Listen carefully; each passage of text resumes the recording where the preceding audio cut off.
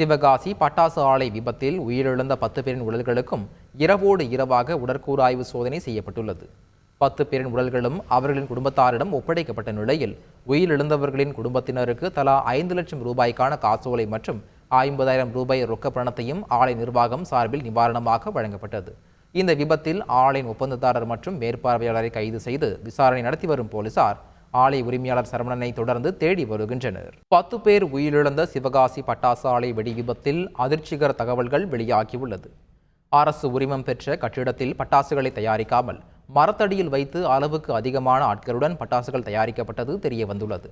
போதிய பாதுகாப்பு உபகரணங்கள் இல்லாமல் பட்டாசுகளை தொழிலாளர்கள் தயாரித்துக் கொண்டிருந்ததால் பட்டாசுகளுக்கிடையே உராய்வு ஏற்பட்டு விபத்தானதாக போலீசாரின் முதல் தகவல் அறிக்கையில் குறிப்பிடப்பட்டுள்ளது.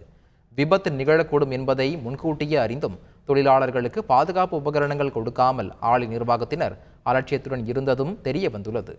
கீழ் திருத்தங்கல் கிராம நிர்வாக அலுவலர் அளித்த புகாரின் அடிப்படையில் ஆலை உரிமையாளர் உட்பட 3 மீது 5 பிரிவுகளின் கீழ் வழக்கு பதிவு செய்த போலீசார் ஆலையின் ஒப்பந்ததாரர் மற்றும் மேற்பார்வையாளரை கைது செய்து விசாரணை நடத்தி வருகின்றனர். இந்த வழக்கில் ஆலை உரிமையாளர் சரவணனை போலீசார் தேடி வந்து வருவது குறிப்பிடத்தக்கது. செய்திகளை உடனுக்குடன் தெரிந்து கொள்ள உடனே சப்ஸ்கிரைப் பண்ணுங்க.